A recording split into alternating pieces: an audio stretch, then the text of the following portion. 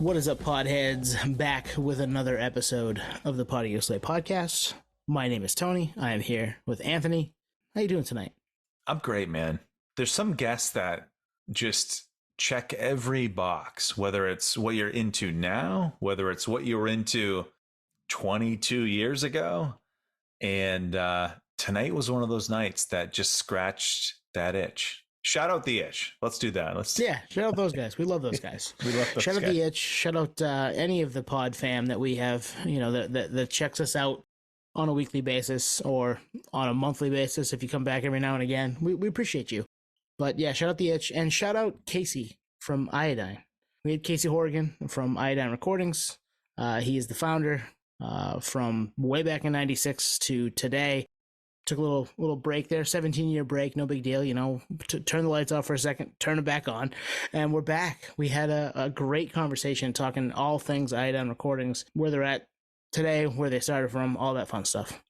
Yeah, Casey's a guy that I attribute some of my early music discoveries to him. And we get into this early on in the episode with CD samplers, compilations, that type of thing.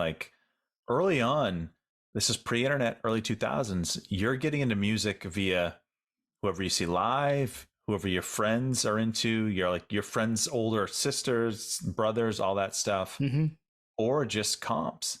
And that was, we talk about it. I'm not going to give it away, but early in this episode, we talk about Casey putting out a compilation that was eye-opening when you're 16, 17.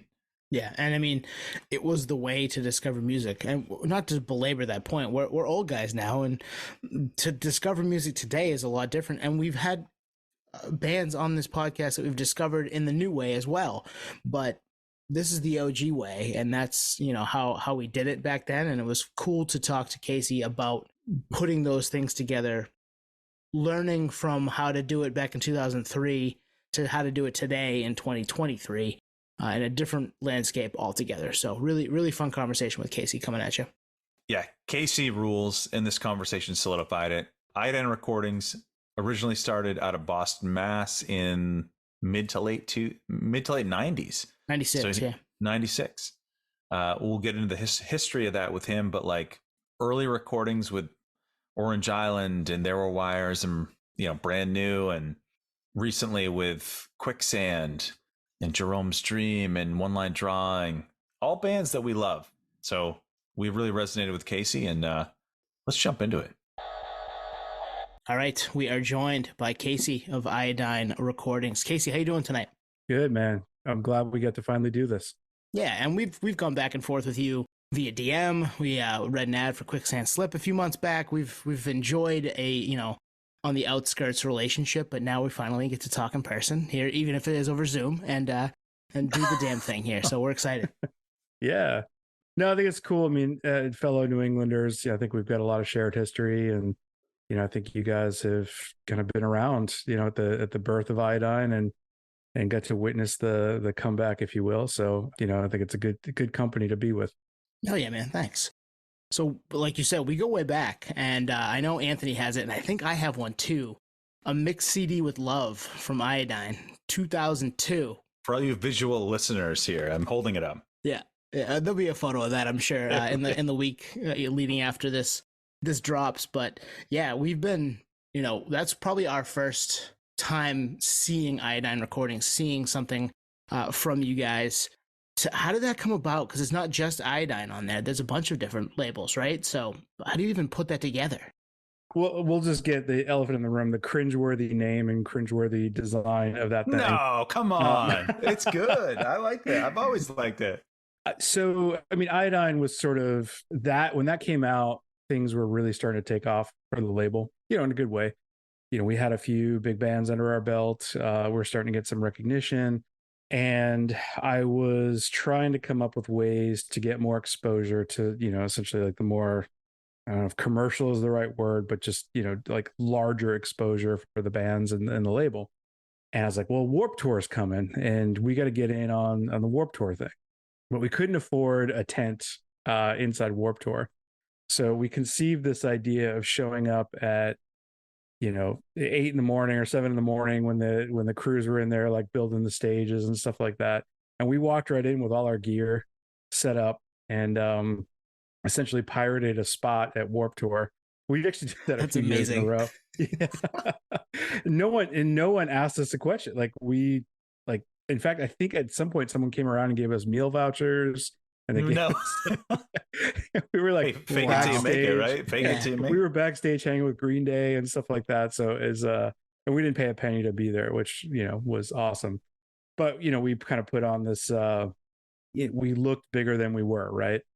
And so the concept of that CD sampler was really just trying to target the Warped Tour audience. It wasn't really design wise and aesthetic wise wasn't really what the label was going for, but trying to at least appeal to the younger Warped Tour crew. And when we came up with the idea, we're like, okay, well, what if we reached out to all these other labels that we're friends with? And I don't have one in front of me, but I think Revelation was on there. Yep. A couple of tracks from Equal Vision. I think even Coheed and Cambria was on it. If I'm not mistaken, there's an Every Time I Die track from Ferret on there. And it was cool because, all these other labels, they were friends of ours and they were all down and everyone kind of paid for a chunk of the time on the disc. We printed, I want to say like 10,000 copies of those. And anyone that was at Warped Tour that year, we were handing out copies like candy. And it worked. I mean, I think that like a free CD, a lot of good, well-known bands on there. And a lot of our bands got, a lot of exposure. And selfishly, we put all of our bands, at the front. Oh, hell yeah. Yeah, that's just smart. It's just good business, Casey. Yeah. So you answered a question that Tony and I were trying to think of. We figured we either got it from Warped Tour or you're familiar with Bull Moose music, right? Mm-hmm. Yeah, we figured either Bull Moose back in the day or Warped Tour. So it was Warped Tour. It could have been either. We did send a ton out to shops, and I know that Revelation and Equal Vision were also sending them out in their mail orders. I mean, we printed a ton. 10,000 might even be a small number. I mean, we took a large chunk of our budget. We're like, let's just blast these out everywhere. And, most of them went to Warped Tour. So if you were, I forget what, 2002, I think is the year it came out. So if you're at Warped Tour that year, chances are that's where you got it. Yep. I think you were, Anthony, right? Yeah, that was Suffolk Downs. Yeah. That was, and I'm probably one of the few that hung on to it. Well, that's the thing. Yeah. I have another question here. Like, are we weird for hanging on to them? No. And it's funny. The number of interviews I've done lately, I feel like this is a reoccurring theme, talking about compilations. And, I think a lot of your listeners, if they're a little bit on the younger side, they grew up with playlists and digital streaming and stuff like that. And they don't realize that comps were how we discovered new music. Absolutely. Yep. And I have recollections of buying the Revelation, what's it called? The In Flight No Slam or the In Flight one. And then even the Fat Records compilation that came out back in the early 90s. I mean, these, like, there were a couple of bucks at the store, and you would get 30 songs for $4, $2.99 or $3.99. And you would find out about a ton of new bands that way, and bands that weren't touring or bands that broke up or new bands that were just coming around, but they're on the West Coast, so they never came to Boston. And that's how we found out about new music. So the first record Iodine ever put out was a compilation. It was the Ghost in the Gears comp, and we were lucky. It came out, and we were able to get bands like Converge and Cave In and Indecision and all these great hardcore bands of the era. And that kind of put us on the map, that's because, again, that was probably our best selling record for a number of years, just because of the bands that were on it. So some years later, like, the comps for sale kind of went out of favor. And then these CD samplers, the free ones, started to come around. And we did a bunch of those. I think that was the first of maybe 4 or 5 that we did.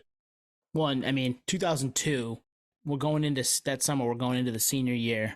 Walking into a record store, which we did all the time that summer, anytime there was a free CD with a bunch of bands on it, we were like, okay, I'm grabbing all of these. Like, I'd take fucking 7 of them and give them out to friends. We would take it. Yeah.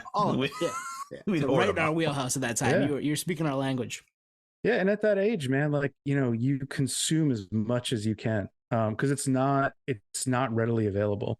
You can't turn on a computer and I remember like when AOL Online was starting to come around, and you go to the Jade Tree. I remember had a website, and I remember downloading a Lifetime track, and it took me like 12 hours. I had to like leave Overnight. it running I remember that, overnight. to download one. I don't even know if it was a whole song. It might have only been a clip of the song. Well, because you'd wake up and you'd be like, I hope I got the whole album. And is it even what I wanted? Yeah, is it corrupted? Did it not finish? Did someone call in the middle of the night and kick it out? Yeah. Yeah. So, I mean, like access to music was a big deal back then. And, labels were critical in making sure that music was available. I mean, nowadays people don't need labels. I mean, bands can do whatever they want on their own. And, label kind of helps curate a smaller collection for people to consume. But, if you're not an old school hardcore kid like us, then, there's no real point to it unless you need someone to pay for shit. So I'm curious, what leads up to Ghost in the Gears? Like there's obviously a turning point where Casey is not Casey Iodine. He's just Casey. And then he's like, well, I want to start a label. Like what's the turning point?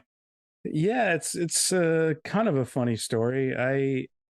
I wanted to be in a band. I mean, that as soon as I got into punk rock, I was like, this is my life. I found my people. This is my community. I was your average loser kid in high school, reject, no friends. And then I found the punk world, and it was like, okay, these are my people, right?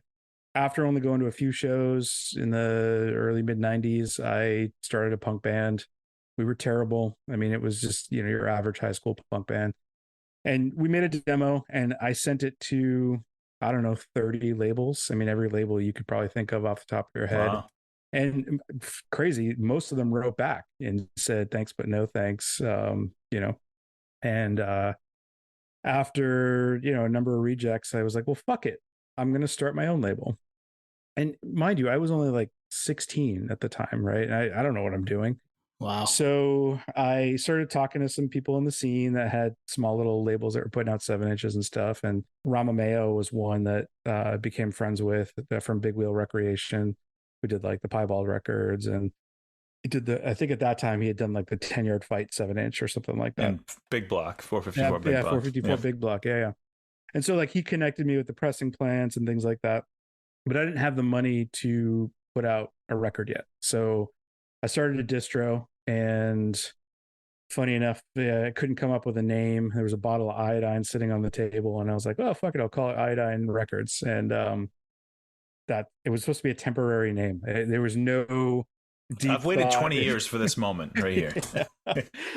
There was no deep thought into it. It was just like, okay, well, I needed a name because I was putting in an ad in Maximum Rock and Roll, if you remember that zine. And whenever I had $50, I would call up some of the other labels, and I would wholesale a bunch of 7-inches or CDs. And I started building up a pretty sizable distro table that would go to all the punk shows and hardcore shows in Boston. And then I became that guy that, people would go to find the real underground shit that Newberry Comics didn't carry. And that's where people started calling me Casey Iodine. And at that point, it was like, okay, well, now the name is stuck, right? I can't change it. So all of that was to raise money to start putting out records. But by that point, my band had broken up, and I had no talent. So I wasn't even going to try to start a new band. I was like, well, maybe this will be my contribution to the scene, right? I knew I wanted to be involved. I wanted to be more than just a spectator. And I started making a lot of friends in the scene, and that's, I connected. I actually was living with the guys in Piebald, and they introduced me to the guys in Converge, and then through them, I met the guys in Cave In. And before I knew it, like, we were collecting a lot of new tracks from, at the time, these were new bands. And, the comps started coming together, and that was going to be sort of the catalyst for coming up with enough money to put out a second record. And it just started to grow from there. So you come up with a name that was supposed to be temporary, but obviously stuck. And you've got this kind of plan to distro until you get to the point where you can put stuff out. How do you come up with the logo? How do you come up with all the treatments that you end up using over the years? Like, How's that You know, start? Jake Bannon from Converge was instrumental in Iodine becoming what it was. You know, he was my next door neighbor in Boston. We became really close friends, and he was just starting his graphic design business. And this Right is on. Yeah. 98 or so. And I would hang out at his house all day. You know, most days I wasn't working, and this we can get into this in a minute. But I actually started working for Converge. I was their merch guy, and then I became their tour manager. So I was really tight with those guys for years. But Jake had this really strong visual aesthetic, and I at the time I didn't really have that sort of like vision for the label. And for whatever reason, he was really excited about helping create sort of an entire image and construct of what the label could be. And so he came up with the logo. It was kind of modeled after 1950s sci-fi thing. I actually think he took the spaceman from like a 1940s or 1950s comic book. He did the original design for the Ghost and the Gears. He did, I think, the first 3 or 4 records that we put out. He did all the graphic design work. He built the first Iodine website. So cool. And yeah, and honestly, even with Ghosts in the Gears, like when I was conceiving that project, he was like, "Well, I'll give you a new Converge song that's not out yet," and that was what brought all the other bands that we had. I mean, there were tracks. This is almost embarrassing to say, but there were tracks that we had to cut because we didn't have enough time, and some of those tracks, like Dillinger Escape Plan, we cut. I mean, we didn't have enough space for it. But I mean, again, at the time, I didn't know they were going to become what they did, But I would say that, and honestly, the third release we did was the Blue Green Heart 7-inch, which was Kurt from Converge and Ben, the drummer for Converge.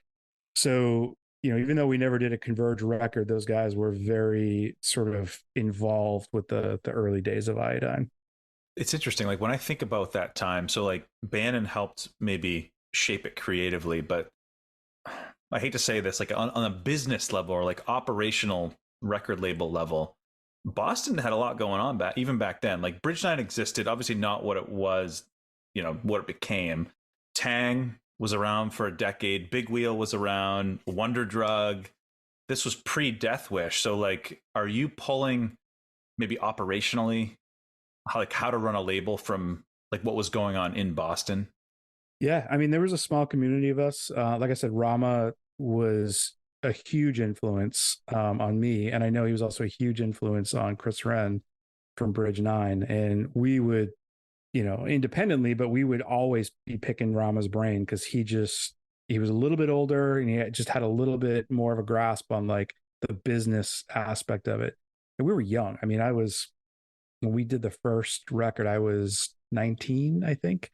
So I didn't know jack shit about how to run a business or how royalties worked or anything like that. But, Rama was kind of like the center point, even Hydra Head when they were coming about. I mean, oh, that's right. I think Aaron was the same age as me, if not, 6 months to a year older than me. And we were all just kind of figuring out as we went. And it just was that ISIS? Yeah, Aaron from ISIS. Yeah. Yeah. So, it was an interesting time in New England because there was just so much music coming out that all these labels could coexist and they all kind of had their little piece of the pie. And it wasn't like, I never felt like I was competing with Bridge 9. I never felt like I was competing with, Big Wheel. There was more than enough music to go around and we were all kind of just sharing in it. In fact, most of those guys ended up moving into the same office together. It was, I think they called it Initech. They did. Yeah. Chris posts about it every now and then. Yeah, it's a time capsule. It's crazy. Yeah, but we would. I would talk to Chris all the time. We would trade contacts. We would trade ideas. There was a lot of shady business going around, so we'd give each other warnings about shit. And like guys who would take your money to print merch and then disappear in the dark of night. And hey, don't deal with that guy. He's gonna fuck you over, sort of shit. So. We won't say any names. Yeah, right. Although one comes to mind. I'll say some names. Yeah, there's some fuckers who still owe me a large amount of money, and with inflation, I could use that cash. But like, it's cool to hear that you had people doing similar things in the same scene and you didn't feel like, I can't talk to them, we can't bounce ideas off each other because they're competition. No, we're all trying to like make this a better scene, really. And obviously that happened, especially in the Northeast. I mean, nothing like it. Yeah, and I still feel that way. And I think there are labels now that I've reached out to, and they're a little taken aback. But the way I see it is, there's so much music in the world. There's never going to be a competition for, who's going to get the most bands or the best bands, because it really, at the end of the day, if you're doing a good job at a label, it's all about marketing and presentation and convincing people that the music you're putting out is worth their time and their money. But as far as label people go, there's not a lot of us, I mean, there's only a handful of people in the world that are dumb enough to dump their life savings into something that probably will never recoup. So it's to me, it's always been important to, play nice with the other labels and make sure that we have a community, because at the end of the day, we all want the same thing. We want to find great music and make it accessible to people. And that's the goal.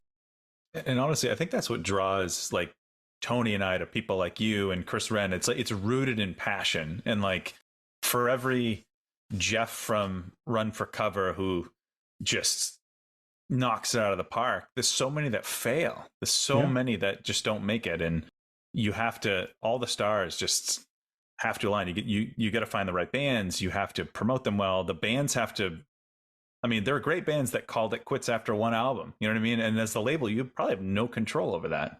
No, I just went through that recently. One of our bands broke up. Literally 4 days after we booked 2 weeks of studio time with Steve Evans with a non-refundable deposit. Yeah. I mean, and I don't fault them. I mean, they've got personal stuff going on, and it is what it is. And it's not the first time I've been through this, but there's a lot of risk, and you kind of have to enjoy those good moments when you have a album that does really well, or a show that goes really well. I mean, there's a lot of highs and lows. And what were some of the highs? I'm curious. What were some of the highs early on? Early on, like we'll call it round one. Is that fair? Yeah. I mean, we had a great first run, and I think that I'm kind of getting away. I'm going to start with a negative and then I'll go back to the high. But I mean, the reason I didn't survive the first run was because the industry was just changing like rapidly. And I'm sure that's come up on the podcast before, but I mean, people stopped buying physical media. Yet more and more people were consuming punk and hardcore music or emo music. So our shows, the bands were doing better than ever, but the label was failing. Like, we couldn't pay our bills.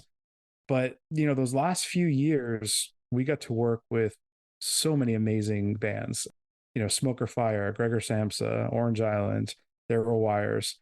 And we were just at that cusp where, we were competing for bands alongside Revelation and Equal Vision.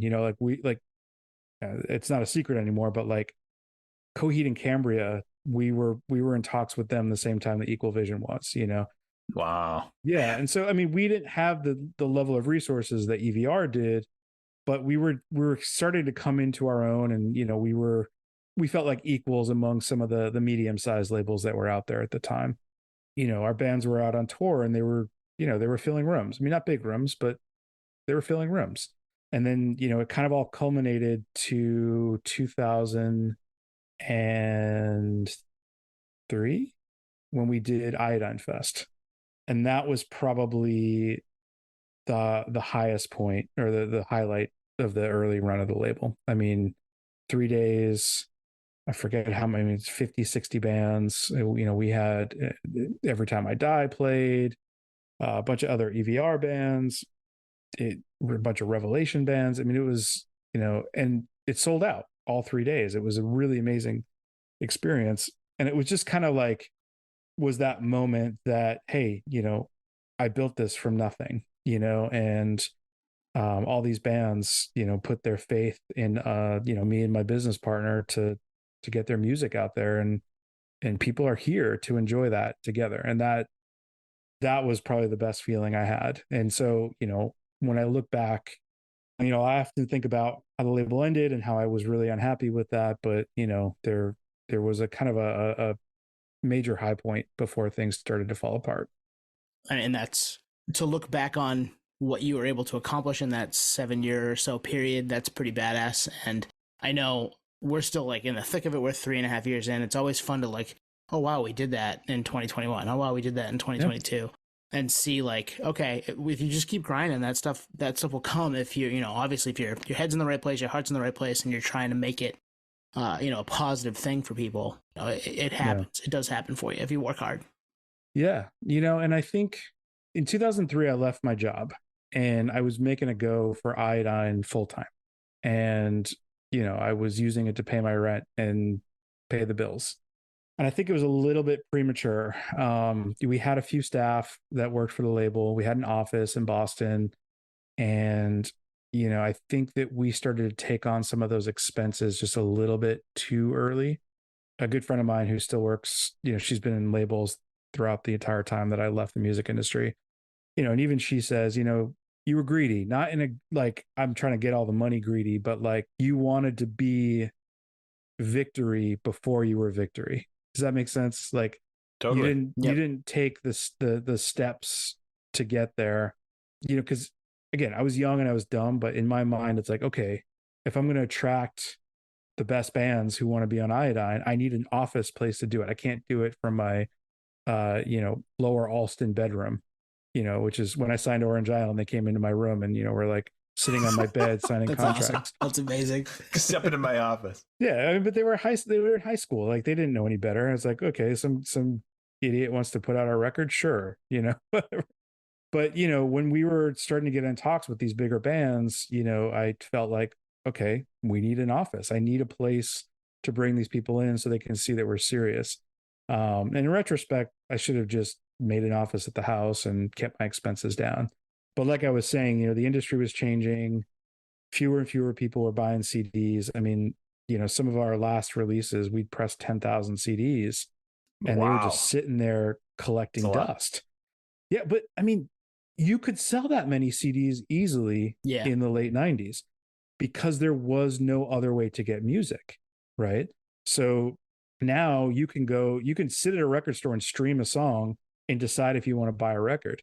You know, you guys were at Bull Moose in the late 90s, early 2000s. Like you had to decide right there. If it wasn't on the listening station, you had no way to know if you wanted to get the CD. We talked about this 2 weeks ago with Rob Tone. Yeah. Where you didn't know what you were getting into. So you bought the CD and it's like, well, this sucks, you know, or this is great. Yeah, you might have heard one radio song and said, okay, I'm taking a chance on this for $7 or $9 or $12 or whatever it ended up being. And that was the way to do it. And now you're right. Yeah. You know beforehand exactly what you're going to get. Yeah. And, you know, it's crazy to think about because like you go to the punk section. All right. Oh, the artwork on this looks cool. You know, you flip it over and it's like, oh, it's got a Discord logo on it.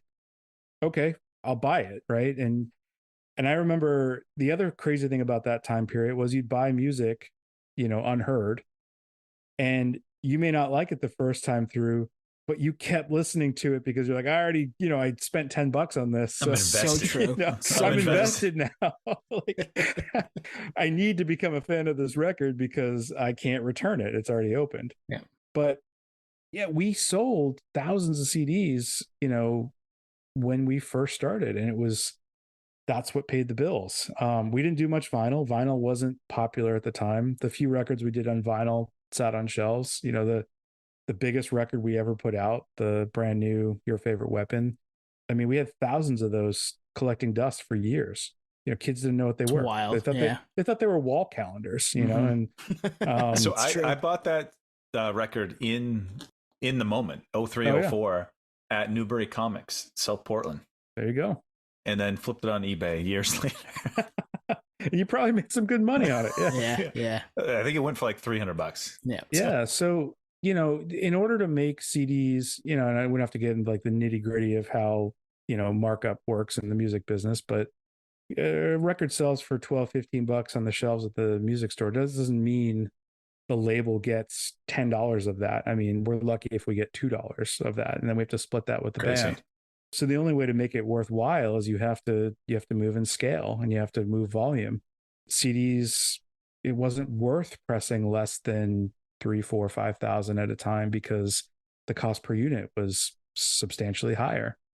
So, as Napster and iTunes and LimeWire and all this other shit's coming out, no one needs to buy CDs anymore. And then I remember like the message boards started having servers where like everyone could upload a full album of MP3s.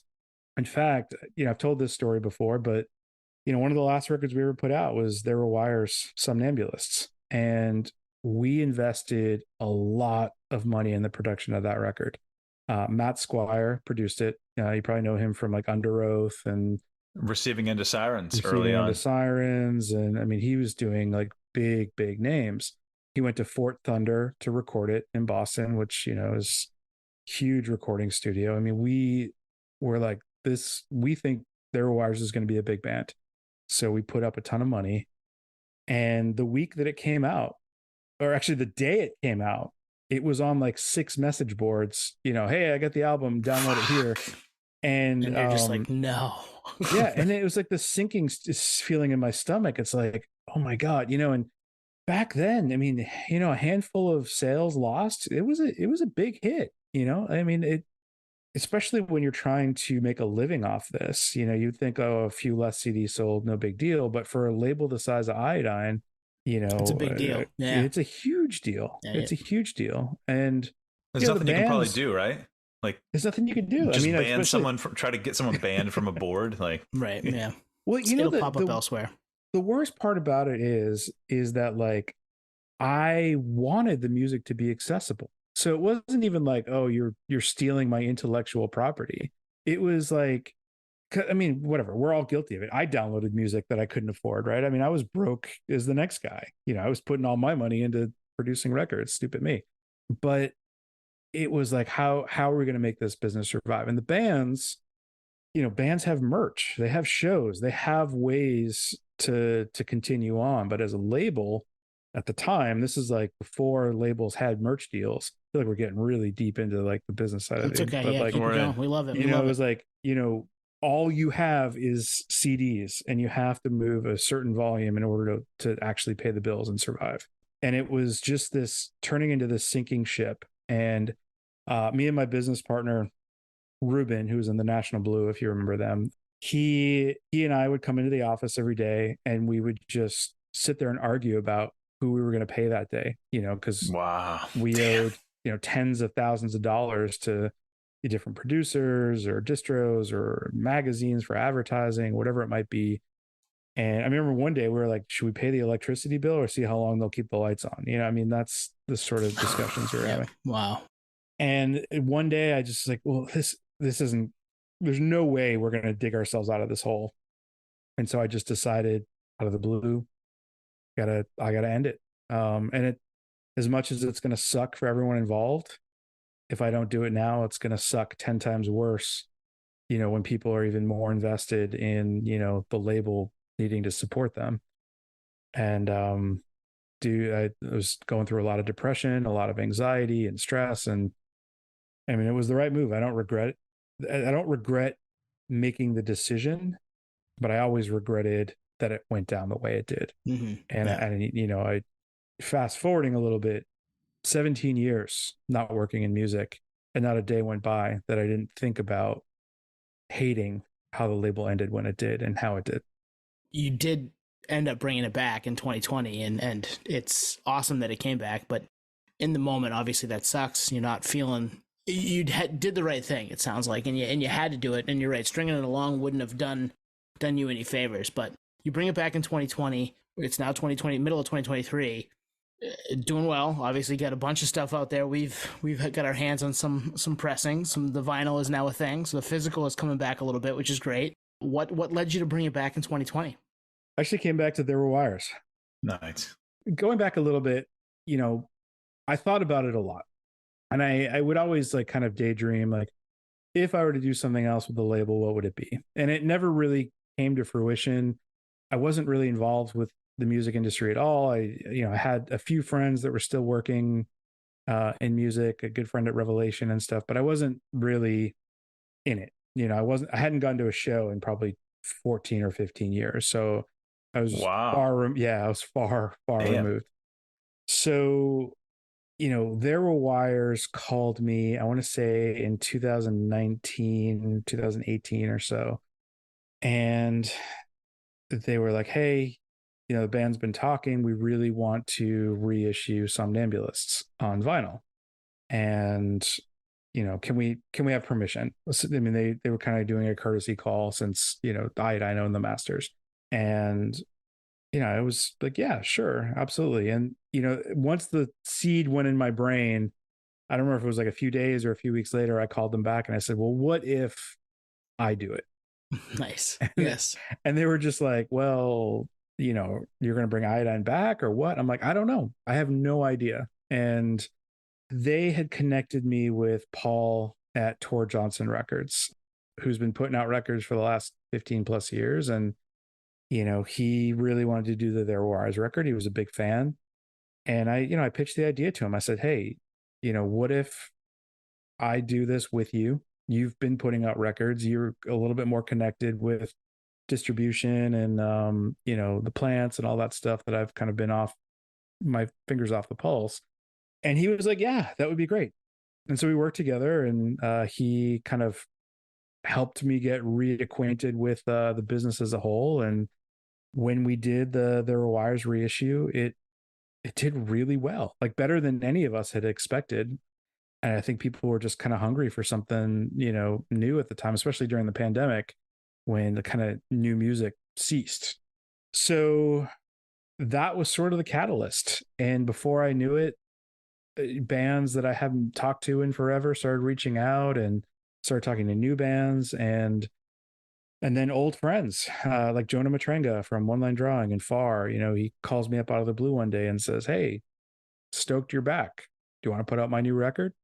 That's amazing. I want to get a call like that. Right. Well, I think the one thing I can pride myself on is that a lot of these people, especially people like Jonah, they knew how much passion I had for music, and they knew the level of quality that I put into the work. I've never done a cookie cutter, let's get as many records out as we can and do the bare minimum to get it done. I always think a little bit more grand, a little bigger than, maybe your average label. And you guys saw the Quicksand book. So you have a pretty good concept of like, when we do these things, we try to put everything we can into it so that it feels like a special project, a special record. And it wasn't long before, God, I think into 2021, we were talking to Jeromes Dream. We're talking to Jonah Matrenga. We're talking to Nathan Gray from Boy Sets Fire. And I mean, not even a year into it. And not only are we putting out new records, we're putting out records for well-established musicians, who've worked with a number of labels and just trust the brand and trust what we do. And, that in and of itself is a success. Even if we don't sell 1 million records, who cares? You don't go to a show for 15 years. I'm guessing you're not like keeping up on the pulse of the music industry. So you come back. I mean, shit's changed. Like streaming is a thing. Like iTunes, the iTunes music store came out. I remember I was in college in like 2004. So like round one had ended. So like the landscape has changed. How do you ramp up business wise? Before you even answer that, the iTunes music store came out in 2004 and it's since gone. Like no one gives a shit about it. So in the time that you ended the label and before you brought it back, it came and went. That's how much the industry changed. So how do you ramp up? Yeah, I mean, it was a learning curve for sure. But one thing has stayed true that has never changed, which is the marketing aspect. And that to me is like what Iodine is. Like I would say more me than my partners, but I really believe in if you believe in a record or a song or a band, you have to convey that to other people. Because in this day and age, people only have so much time, they only have so much money, and you have to convince them that your product or your music or whatever you're putting in front of them is worth their time and worth their hard-earned money. And so for me, marketing is what makes this stuff work. And you could take a band no one's ever heard of, or you could take a band like Quicksand. It doesn't matter. It's just about getting so excited about it enough that you can convey that excitement to someone else. So, as far as the digital media side of things, yeah, I mean, it's kind of this necessary evil. It sucks. I still don't know how to navigate it to make money. But the one benefit Iodine has as of right now, today, is this isn't my job. I mean, I have a career, I make good money, and I'm able to invest that money into music because that's what I love. And if a record flops and I lose $20,000, oh well, can't take that money to the grave, so who cares? It's I believe in legacy, and I feel like this is the sort of thing that I help create some of these projects, and when I'm dead and gone, it's there for people to discover years down the road. So, I'm excited that physical media is back. I think that it's really fun to kind of create a product that kind of encapsulates the meaning of the music, right? So the artwork, the aesthetic, the liner notes, all that stuff that I grew up on and you guys grew up on, and that's the sort of thing that I get really into. And then it's cool. I mean, I the digital side of it makes music accessible to anyone who wants to hear it, and if we can get people to shows and excited about the bands that we're working with, awesome. Yep. The physical side being back is probably a product of guys like Anthony and myself getting an age where I remember going to buy CDs. Yeah. Now I can buy records. I've got this nice setup in my living room. It's fun to throw one on. The art's fun to look at. Like we're at an age where we can throw a little money at the music industry that way. And it's a nostalgia play on top of the fact that we like having the physical product because we grew up with it, even if it's a little different now. And mail day rules. Mail day fucking rule. Yeah, and I've even seen fans of bands at shows who don't even have record players that will buy a record or even buy a CD still, just because it's their way of showing that they support the artist or they support the label. And they do that with T-shirts or even Bandcamp. Like Bandcamp, I'm surprised it still exists given the fact that there's a million other streaming service options. And people buy Bandcamp, and sometimes they pay extra for a digital download. And we, that sort of thing is appreciated because that money helps keep the label alive. It helps keep the band creating new music. And yeah, I mean, I think fans are invested, and I think there was a time period there in the mid 2000s where it was hard for labels to survive. And kind of an interesting thing was shortly after Iodine went under, man, there was like a huge falling out of like mid-sized labels. I mean, Eyeball Records, right? They had My Chemical Romance, gone. The Ferret Records, they had Every Time I Die, gone. Trustkill. No. Trustkill, right? Yeah. We don't even need to get into the Trustkill story. Victory. Victory. Yeah. I mean, and these were like quote unquote successful labels with successful bands. And it was just really indicative of like how drastically the industry was changing. And, when I've talked to like Dan at DVR and stuff like that, like through like the 2010s and stuff, they survived solely on merch and T-shirts. So now that that's come back around, people are excited about vinyl. They like listening to it, but it's a physical item that people can be excited about and collecting. And I do think that they feel that they're supporting the artist directly, which is great. Well, and a record label like yours, any of those indie, mid-sized or smaller record labels, people want to flock to that. They don't necessarily need to sit on Spotify and listen to whatever the big thing is today. We don't do that. I mean, we listen to that stuff too. We pay attention to a lot of music, but if I'm going to spend my money, I'm going to spend it on that stuff, the indie stuff, the bands that I like, that resonate with me, that are trying to make their way, so we can put money in good, hardworking musicians that we like, want to support their pockets. All day. Yeah. So how are you? So like round one, the Boston scene is thriving. So you're probably learning about bands through that, maybe through message boards. Fast forward, we'll call it 20 years. How are you finding because it's one thing to like a band, Casey. It's another thing to be like, I want to invest, because that's kind of what it is. I mean, at the end of the day, it is an investment. You like the band. I'm sure you like the people behind the band, but like, what's that turning point of, I want to sign you guys? Like, how are you even finding bands now? I'm so curious. Every band is different, but the interesting thing is all of the new signings we've had.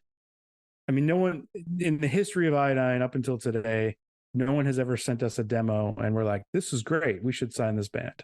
It's always through mutual friends, connections in the industry, connections through other bands. Yeah. And I say this in a positive way, but we are incredibly picky who we work with. For me, if I'm going to invest, and no joke, a new record, I mean, we might put down $30,000, with pre-production, production, manufacturing of the vinyl, PR campaign, marketing campaign, yada yada yada. I mean, it's not a small amount of money, and for some people, that's an annual income, right? So to put down that kind of money, we need to see that the band is active, right? That they are playing shows, they're on social media, they've got a following of some sort. I mean, they don't have to be a big band. They just have to show that they have the work ethic, because we want to make sure that we put up the money to make this happen, that, at least we know everyone's going to do their best to make this as successful as it can be. But most of the bands come through us. I mean, we've had different producers send us bands. We've had different managers send us bands, friends of friends, connecting with bands on tour.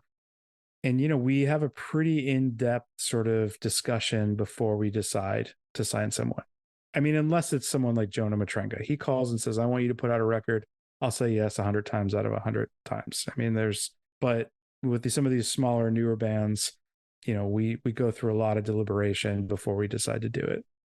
And that's, I mean, good on you for doing that, because you're going to pony up maybe $30K to make this happen. So you can't just be like, hey, yeah, no, I like that one song. And I saw that you had a funny meme on your Instagram account. Like, let's go. No, it's way deeper than that. It has to be. I mean, which is smart. Yeah. I mean, and at the end of the day, the music has to resonate with us as well. I mean, that's always going to be sort of the first thing. One thing I've always prided this label on is it's not a hardcore label. It's not a punk label. It's not an emo label. Our shit is so all over the map that, I like to think of it as just independent or underground music. But the one thing connecting every artist we've ever worked with is that we genuinely enjoy the music. We genuinely like the band, because if you can't, as a label, if you can't get excited about the music that you're putting out, you've lost. You've lost. Yeah, absolutely. Lost. Yep. And you know what? As fans, we can see it. Like we're human. We can see when there's a level of branding and marketing that's almost deceptive versus like you can tell the label loves what they're doing. Yeah. And, we don't need to name names, but I'm sure you guys and your listeners know off the top of your head when you think about some other mid-size or bigger labels that are just trying to jump on the bandwagon of what is cool or what's the next big thing. And they're pumping out cookie cutter band after cookie cutter band, hoping that one of them breaks. And I've always vowed, if I ever find myself in that position, I'm done. I'm just walking away from music again, because I want to be excited about it. I want every album in the Iodine catalog be something that I can stand behind. Again, we've put out some records that have really bombed, like bad, but I still stand by those records, and I still think that they're incredible. It's incredible music. So that's, to me, the goal.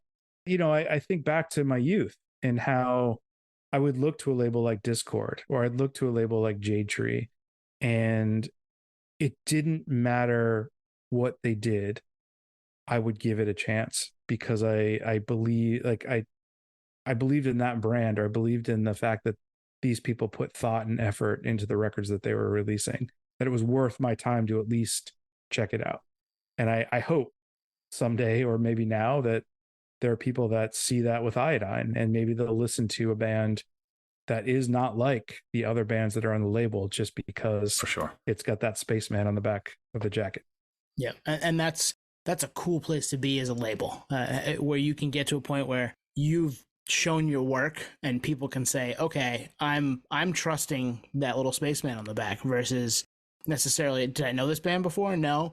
All right, let's check them out because they haven't steered me wrong yet. So that's a cool place to get to. Yeah. So speaking of not steering wrong, there's two guys on this planet that I hold in like God tier in terms of every single thing they've touched has been gold. And those two guys are Jonah and Walter Schreifels. And you've worked with both. I'm telling you, Walking Concert, New End Original, like the deep cuts hit, and you worked with both. So we got the story on Jonah. How does Quicksand Slip reissue come about? Because that's, and I know there's dozens of labels that would have killed for that. So how did it happen? It's probably not the story you're expecting. Cool. Let's hear it. Let's go. Let's go.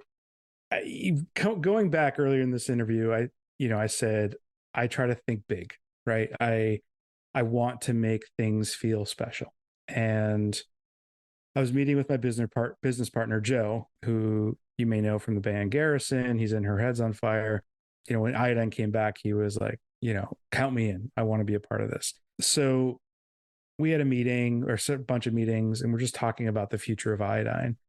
And I just came out and just said, we have to do something that really sets a mark and shows the level of quality that we're capable of. Because I've done that with all the releases, but I really want something to showcase like what we're capable of doing. And I came up with like a short list of some of my favorite records, of all time. And Quicksand was, number 2 on the list, right below Fugazi. And I was like, well, I'm never going to be able to put out a Fugazi record. Right. So what about Quicksand? Right. And when I thought about it, I was like, oh, well, the 30th anniversary is coming up in 2 years. That would be a pretty unique time to put out a Slippery issue. And so I reached out to Polydor and found out that no one owned the license. Wow. And hey, this is living up to the hype, by the way. Yeah. Or the non-hype that you gave. Yeah. So I'm talking to people at Polydor and Universal, and I was like, okay, like, can we buy the license? And we went through a whole process, and I'm not going to bore you with the details. And, we got the license. And then we reached out to the band and their management, and we said, hey, this is what we want to do. And at first I would say they were a little bit like, who are you? What do you want to do? Right. But, luckily with like Walter and stuff, he was an acquaintance, but I was never good friends with him. But I have a lot of mutual friends and mutual connections to Walter. And over time, he learned, like what the philosophy of the label was and the quality of work that we do. And as this thing started to grow and they saw the amount of effort we wanted to put into this, I think everyone in Quicksand, Walter included, were just like, wow, like these guys are really going to do something special with this, not just right on mass produce it for a money grab. And, we came up with the idea of the hardcover book and getting all these contributors for the book. And it literally took us 2 years to make that book because I believe it. Yeah. All that archival stuff from the early 90s was impossible to locate. I mean, we were talking to random Germans that we found on Instagram that just like have archived flyers from 1990 and beyond for the last 30 plus years, in pristine condition, and getting them to ship them to us or scan them over there. And it was just this massive undertaking. It was not, the band saved nothing, by the way. we had Walter check his his mom's I got a couple photos. He's got memories. That's about it. Yeah. And it's funny because like you would, if you were in their shoes, it's 1993 or whatever. No one thinks like, oh, I should save this because it's going to be important in 30 years. Exactly. No one right. thinks This like side project that right. We don't know if anyone's going to like. You know what I mean? And so it's just funny. Like the band was a dead end. They had nothing, and we were able to collect a lot of amazing pieces, but they were from people all over the world. Anyway, I'm going a little bit off track, but That's okay. We like that stuff. Yeah. I mean, it was, as this thing was coming together, the band became just really excited about it, and they were fully on board. And as you saw, like, it was just a really kind of amazing rollout when we got to announce this thing. And, you know, in my mind, it was like, this one, it's an important record, and I wanted to do it justice. I didn't want to half-ass any piece of it. I didn't want to spare any expense. But two, I wanted to use it as a way to show anyone who's a fan of music that we give a shit and that we put the effort into this stuff because it matters. And it does. I mean, people like us, obviously, if you paid any attention, if this is your first episode with us, go back and check all of our stuff. We've been talking about this for 3.5 years, but been doing it for 30. We save that shit, you know, like we'd be the person you'd call and say, "Do you have that flyer? Anthony's got 1 million flyers." Like, it is what it, you know. Keep me in mind. Keep me in mind. Exactly. You just never know when you're going to need that stuff. And obviously finding this outlet to do that is awesome. And you being able to find those people to make this look the way it did. And it's fucking gorgeous. Go check it out if you haven't. If there's still any kicking around, find one, get your hands on it. Like, it's gorgeous. It's a really nice piece if you're a fan. Well, what's been really fun is, like, growing up, like, our friends, you know, maybe they didn't know about Quicksand, right? So, like, you feel like you have this, like, holy grail, like, secret album. But, like, fast forward to 2023, every time I pull up Instagram, it's like Jeff Rickley posting about it. It's like, people know, like, the cat's out of the bag. Like, if you've never listened to Quicksand Slip, go listen to it. Well, it's come up on this podcast a ton too. Well, we had Sergio on. We talked to Sergio. This was probably the most exciting part of creating the book. We cast a wide net for contributors, and, you know, we talked to Jeff Rickley. We even reached out to people we didn't think were even going to respond.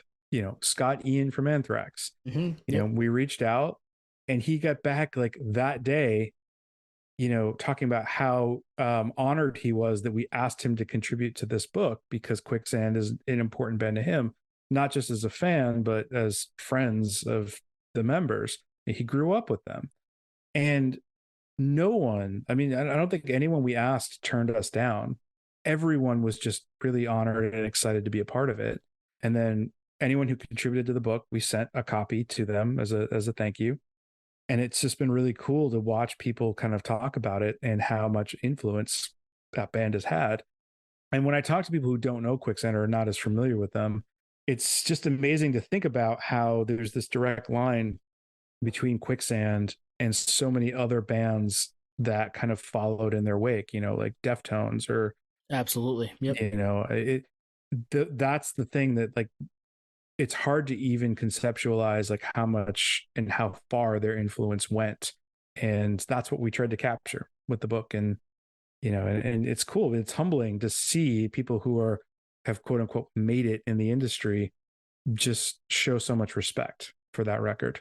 And again, I thought about that stuff in the beginning of this project, because I was like, if anything goes wrong with this, if the fucking center labels are a little bit off, people are going to notice, right? Like, this is a sacred record for a lot of people, and not just fans, but other musicians. And so, you know, the project manager that we took on was Tom from Man Alive Creative, who's most well known for doing a bunch of work with Beastie Boys, and he did the Misfits book, he did the Snapcase book. I mean, he's done some really incredible projects. And I knew that he was going to have that OCD mindset to make sure that, like, this thing was impeccable and that there was nothing wrong with it when it came back from the press. Wow. Very ambitious, and, like, something that probably wouldn't maybe have even crossed your mind in the first stint with the label. 100% no. Yeah. Yeah. Well, did it even cross your mind in 2020, 2021 when you were getting ready to, yeah, right? In 2020, 2021, like, people would ask, I mean, I did a couple of podcast interviews when the label first came back, and they said, well, what's the plan?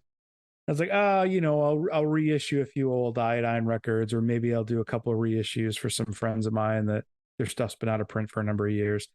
I had no idea that I was going to work with new bands. I had no idea that I was going to be, like, thinking about, you know, these massive projects, and I wasn't going to sleep for 2 years trying to get them out of the street. Wow. Yeah. And I mean, at this point, I'm just kind of riding the wave, and I don't know what's next. It's we're kind of taking it a day at a time and just putting the energy into stuff as it comes out, because I want to treat the new releases just as well as I would treat the Quicksand record, because for that band, it's the most important thing in the world to them, and so you have to give them that level of service. And that's like the tricky part, is like you've set the bar. Like, you know what I mean? If a new band works with you and they see the Quicksand Slip booklet, they're like, that's 30 years though. I mean, I know, that's like, if you talk to me in 30 years, we'll reissue it. Yeah. Man, it's stunning though. Yeah. All right. So coming off the heels of Slip, like expectations are high, at least from us music nerds. Like what's next for you at the label? Are you trying to sign new bands? Are you looking in the past for reissues? Like what's going on? So both. The future of the label is going to be new music. I probably won't ever stop doing reissues or anniversary editions of important records, because that's, it's part of my history, and I think it's something that people still want. But at the same time, I kind of want to start moving the label more into, developing new artists and giving, new music a chance to thrive, because it more philosophically thinking, like, I don't want to live solely in the past. And I think these old records help give these new bands some context, so for the next year or two, it's about 50-50, half reissues, half new bands. Nice. And speaking of which, like, our release calendar is already booked up into 2025. I mean, that's how many awesome. projects we have cooking at the moment. And these are confirmed, either they're studio time booked or we already have the masters. I mean, it's we already have 13 records for 2024 planned. And so you're all in. So this is cool. awesome. That's great. I guess there's days that I'm like, what the fuck am I doing with my life? I understand on that. top of a day job, that blows my mind. I understand that. I understand that feeling for sure. Yeah. But I mean, we have some really exciting new bands. We just signed No Man from DC, awesome female fronted hardcore band. We just signed Horsewhip from Florida, brutal, crusty metalcore stuff. We've got a few more bands coming up. By the time this comes out, we'll have just announced another Stretch Armstrong reissue. Nice. I mean, it's which one? Engage? Revolution Transmission. Ooh, better, even better. Okay. Jonah's working on a new Onelinedrawing record. I'm excited about that. We just saw Jonah in Portland a couple nights ago. Oh, cool. So, yeah. Fucking awesome, dude. So I mean, it's just, I mean, we're at the point now where we're turning down more than we're accepting. Right. I mean, we're getting, and this is the crazy thing, we're getting offers to do records for like established successful bands that we have to turn down because we don't have the capacity to do it. Damn. There's some that we've had to say yes to because it was like we really can't miss the opportunity. We're cramming it in somehow, somewhere. But there's a lot of other ones that we just kind of have to shrug and be like, there's, right now it's a 2-person operation. There's no way, we can force more releases into the calendar. Good problem to have. Obviously, you're excited to be able to do all that. But yeah, man, that's tough because especially when you get to the point where you've got to say no to somebody or a group of people that you would love to work with, but it just doesn't. You don't have the resources to do so. It's tough. Oh, and books. We're going to be doing more books.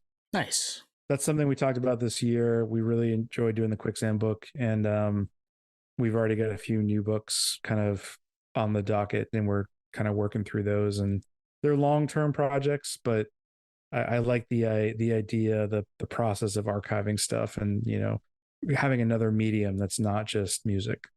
You realize what's going to happen is I'm going to go into my CD booklet and look at what came out in 1994, what's coming up on a 30 year. And I'm like, what's Casey got cooking? And 99. And 99. And 2004. Yeah, there's a couple there. I mean, you say like, it's fun to pull some of those older things back and show them to people. At 2 of our, if you look at our top 10 episodes, I think 5 of them are looking back on a 20-year anniversary or something. So people are dying for that nostalgia factor too. Yeah. But it's also awesome to bring in the new bands, and we do that too. Like we pull up Sunsleeper or Nevermind, or bands that we found in the moment that were like, I want to champion those guys too. I want people to hear about this. So we feel that kind of dichotomy, that the different world, that foot in the past and also in today. Yeah. And sometimes you get to give, I mean, we just did that Orange Island reissue. And I mean, Orange Island was not a big band per se, compared to some other projects we've worked on. But, I felt like that record needed another life. It didn't really get the chance it needed in the first go around. And it was cool to see new people discover a band that they've never heard of. And so that sort of stuff is fun too, to try to take these records that have kind of fallen out of people's memories and, put it back into the world again and just see what happens. Man, it's been a while since we've done like a lightning round, which is just kind of a whatever comes to your mind, kind of short, quick answer. We're bringing it back for Casey Iodine tonight. Right. I think we got 4 of them. Tone, you're starting us off. Oh, you're going to make me ask the hard one? All right. Oh, and actually, hey, if you're not comfortable with any of this. Yeah, don't worry about it. Just pass. Plead the fifth. Yeah, that's fine. So the hard one early. Who did you pass on early that you wish you didn't pass on? Coheed and Cambria was one. Wow. I passed on Bayside. And, wow. Yep. I still am not a fan of that band. Sorry, Bayside, if you're listening. Couldn't get past the vocals for whatever reason. Yep. But sometimes I look back and I'm like, oh wow, I could have been super rich, and oh well. Hey, as someone who sometimes can't get past the vocals, I understand. Instead, Tony Victory is in his mansion now. Yeah. All right, next one. Who did you want to work with back in the day that just didn't happen? I really wanted to work with Piebald. They kind of had other irons on the fire. I was supposed to put out an American Nightmare record. Ooh, yeah. That didn't happen. And it wasn't by like competition or anything. This is like a weird story that we probably talked for like an hour on, but it was supposed to be a split LP with Converge, and it was supposed to come out on Iodine, and American Nightmare had gone into the studio to record their half of it, and EVR shut it down, and not in a real negative way, but Converge was still under contract and they couldn't put out a record outside of EVR. And what year was this, just for context? This was 2002 or 2003. So post Jane Doe. So they were a thing. Yeah. Yes. Yeah. So the record, or the American Nightmare side of it, ended up getting put out as the second 7-inch on Bridge 9. So that was like a bummer of an opportunity lost. And we were supposed to do a record for Fairweather that didn't come out. I love them. There's a few other bands. If They Move, Kill Them is all time. Yeah, it's a great record. Yeah, so good. And I was good friends with them as people, and that was another big selling point. But it was like a weird time when bands had weird contractual obligations, and we unfortunately didn't get the opportunity. I forget the question you asked, but all right. What was the question? Well, we're on to the next one. I've got the next one locked and loaded, though. No, it's fun to hear that stuff, and people that don't even worry about it. All right, who do you want to work with right now that maybe isn't there yet, but you might have feelers out for? Somebody that you're hoping that comes through. I don't know if I can answer that question, because I think that fair. I had to ask though, right? I mean, geez. I mean, the bands that I want to work with, I'm actually talking to, and I fingers crossed. I think there's a good chance it might happen. Well, that right there is the teaser we were looking for to end the episode. So I mean, that's perfect, man. Well, I got one more. I would love to work with Fiddlehead. There we go. There's one. Yes. Yep. Love those guys.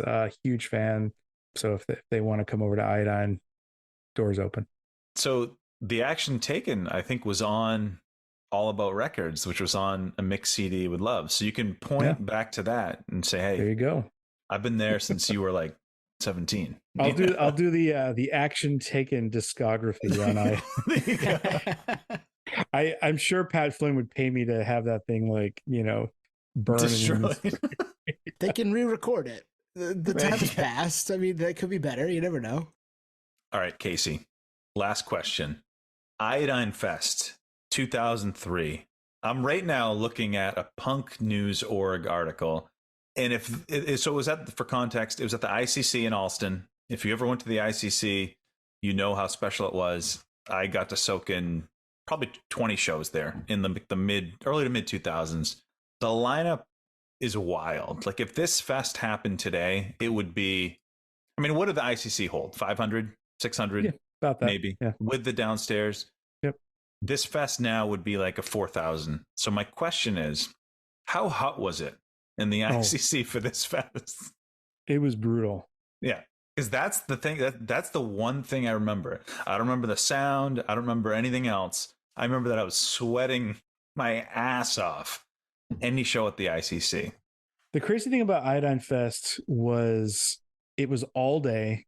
We didn't have food vendors. We didn't have water. We had nothing. I mean, I'm surprised the city didn't shut it down for, health code violations. But it was one of those events, and I don't feel like shows or festivals feel like that anymore, where everyone in the community came out, every face was familiar, and it was everyone shared in the misery and the fun of it, and it was such a bizarre fest because you had heavy bands and emo bands and shoegaze bands, and it's kind of like a skate fest. Like I'm looking at it, it's like skate fest. Yeah. Yeah. I mean, I think Gregor Samsa played right before Suicide File and was like the weirdest transition. Like if you've never heard Gregor Samsa, they're like post rock, really ambient, quiet. Never heard them. And they play in the pitch black, and they've got like, a movie playing behind them, and people were like sitting on the floor crying during their set.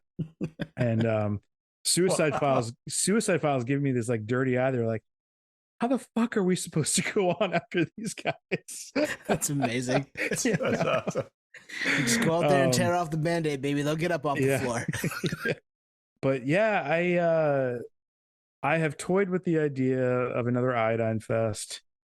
We're coming up on the 25th anniversary of the label and the 20th anniversary of Iodine Fest. And the problem is just these types of events are such massive undertakings, and they take a lot of time, they take a lot of money, and to do it right nowadays, you have to have all those things, bathrooms and food and water. So if I can find someone to help me with the logistics, 100% I'll do it. I could give you a lineup tomorrow, but putting it together, I don't know if I could do it by myself. That was one of the hardest things I've ever done in my life, getting that thing to actually happen. I mean, think of I'm looking at the number of bands. There's probably 30, 40 bands. Think of like just the vans. Where are they going to park? There's no parking around there. Like it was a free for all. It was a total free for all. Yeah. I mean, we had 3 stages going at once. I mean, it was like the way, you remember the ICC, like you'd have a band on stage, and while they were playing, there was a band setting up in the back of the room. And so as soon as band 1 was finished, there was no break. The band in the back of the room would start playing, and everyone would just turn around and start watching the next band. And it was back to back to back to back. And then there was another stage downstairs that was going simultaneously. So there was a few times that you'd have 2 bands playing at once, and it was just nutty. It was a blast. Wow. And people still talk about it till this day as like one of the, more fun shows that I've ever been to. And it's cool. I mean, that was sort of a high point for Iodine in the early days. And, to be able to accomplish that at such a young age, that's pretty freaking cool. Hell yeah. Yeah. Well, hey, I'm throwing our hat in the ring. So if you need help covering Iodine Fest 2025, whatever it's going to end up being, we're around. Hit us up. All right. You heard it here first. Audio Slave. They are a couple of regional guys. Yeah, we can make the trek. We don't care. I'll be in the back drinking a beer, just watching it all go down. Yeah, I'm not jumping in the pit. I'm too fucking old for that shit. But I'll come cover it. I'll come hang out. Hell yeah. Were you guys there? Did you guys go to Iodine Fest? No. We were still in Maine, I think. Yeah, that was April, right? I'm looking at it now. Yeah, it wasn't until the summer of 2003 where I started going out of state for local mass stuff. Okay. It was Orange Island, Receiving Into Sirens. I'm looking at the list now, like the Ames Curve. I saw them locally, like in mass. It wasn't until then, because I was still 17 at that point in time. well, you can run this one, so you'll have a Shit, first-hand view we'll come of help. We'll everything. come help. With all my free time. Yeah, right. You 2 kids and full-time jobs and yeah. Cool. Let's get you out of here. That was more than enough. Awesome stuff, and we will definitely have you back, Casey. I mean, we've got more to talk about, and you've got more to talk about, is what it sounds like. So we'd love to have you back. Yeah, I appreciate you guys doing this. All right, I'm going to say on record, one of the best combos we've ever had. Thanks, Casey. Hell yeah. I appreciate that. This is So awesome. Yeah, same for me. This was great. So Thanks, Casey. as always, we're one community. We got to stick together. And, this community brought me up and it gave me a home. This is life. I love doing this. Hell yeah. Us too. I'm so happy to be able to talk to people like you doing this stuff. It's awesome. Yeah. Enhanced appreciation for all of it. And I think we'll mic drop on that. All right, let's go. Thanks, Casey. Thank you. Thank you for listening to Podio Slave. We are at Podio Slave on Twitter, Instagram, TikTok, all of the places that you can find us on social media. Facebook, Podio Slave Podcast. YouTube, Podio Slave Podcast there. Email us at podioslavepodcast@gmail.com.